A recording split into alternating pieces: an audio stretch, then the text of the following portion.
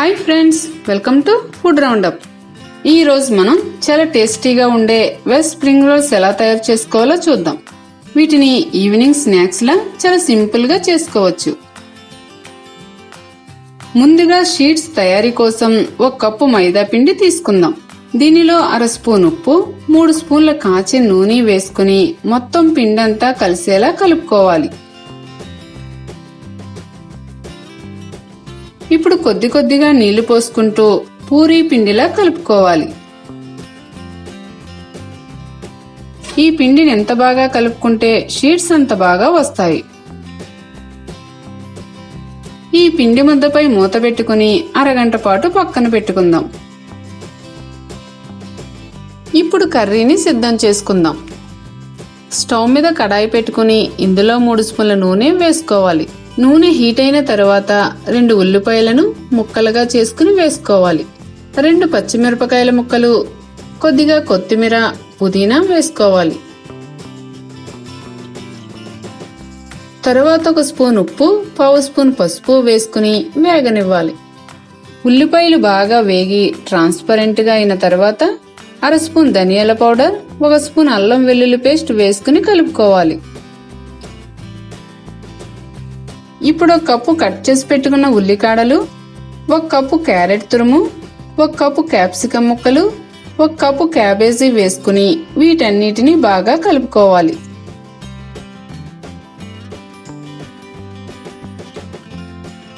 ఐదు నిమిషాల పాటు వీటిని వేయించుకోవాలి.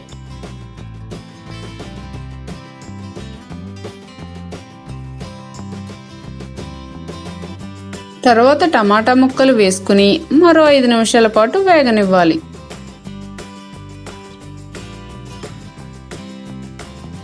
ఇవంతా బాగా వేగిపోయి దగ్గరకు అయినప్పుడు 1 స్పూన్ కారం, 1/2 స్పూన్ గరం మసాలా వేసుకుని మొత్తం అంతా కలిసేలా కలుపుకోవాలి.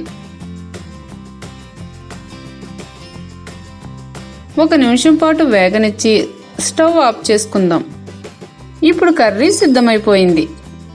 ఒక చిన్న గిన్నెలోకి 1 స్పూన్ మైదా పిండి వేసుకుని కొద్దిగా వాటర్ పోసుకుని పేస్ట్ లా కలుపుకోవాలి. ఈ మైదా పేస్ట్ ని షీట్స్ విడిపోకుండా అంటించుకోవడానికి ఉపయోగించుకుంటాం. అరగంట గడిచిన తర్వాత మూత తీసుకుని పిండంతా మళ్ళీ ఒకసారి బాగా కలుపుకోవాలి. ఈ పిండిలోంచి కొద్ది కొద్దిగా తీసుకుంటూ చిన్న చిన్న బాల్స్ లా చేసుకోవాలి. దీనిపై కొద్దిగా పిండి వేసుకుని బల్లపై చపాతీ కర్రతో పాముకోవాలి.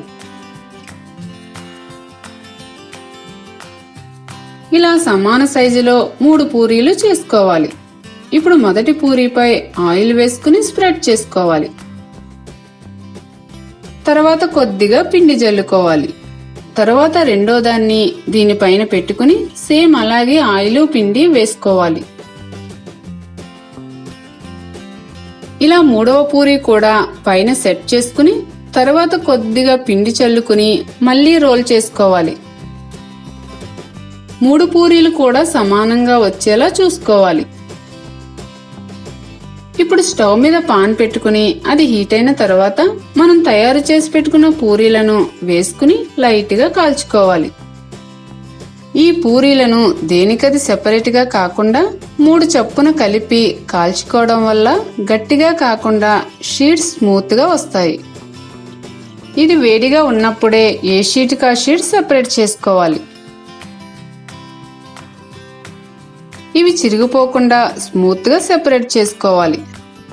షీట్స్ ఇలా ట్రాన్స్పరెంట్ గా వస్తే స్ప్రింగ్ రోల్స్ క్రిస్పీగా వస్తాయి. మిగిలిన పిండితో కూడా ఇదే విధంగా చేసుకోవాలి. ఇప్పుడు ఒక్కొక్క షీట్ ను తీసుకుని చుట్టూ మైదా పేస్ట్ రాసుకోవాలి. దీని మధ్యలో మనం తయారు చేసి పెట్టుకున్న కర్రీ పెట్టుకోవాలి.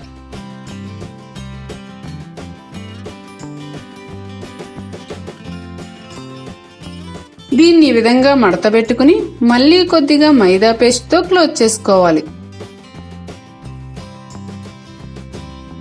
మిగిలినవన్నీ కూడా ఇదే విధంగా చేసుకోవాలి. ఇప్పుడు మనం వేయించుకోవడానికి స్ప్రింగ్ రోల్స్ రెడీ అయిపోయాయి. ఇప్పుడు స్టవ్ మీద పాన్ లో డీప్ ఫ్రైకి సరిపడినంత ఆయిల్ పోసుకోవాలి. ఇది హీట్ అయిన తర్వాత స్ప్రింగ్ రోల్స్ ను ఒక్కొక్కటిగా నెమ్మదిగా వేసుకోవాలి.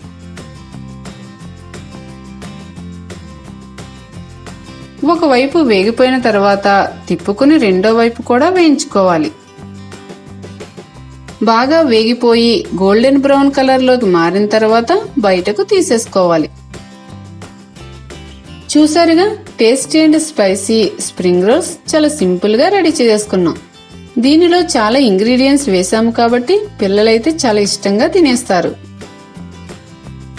ఈ వీడియో మీకు నచ్చినట్లయితే లైక్ చేయండి, షేర్ చేయండి. మరిన్ని మా వీడియోల కోసం ఫుడ్ రౌండప్ ఛానల్ ని సబ్స్క్రైబ్ చేయడం మర్చిపోకండి.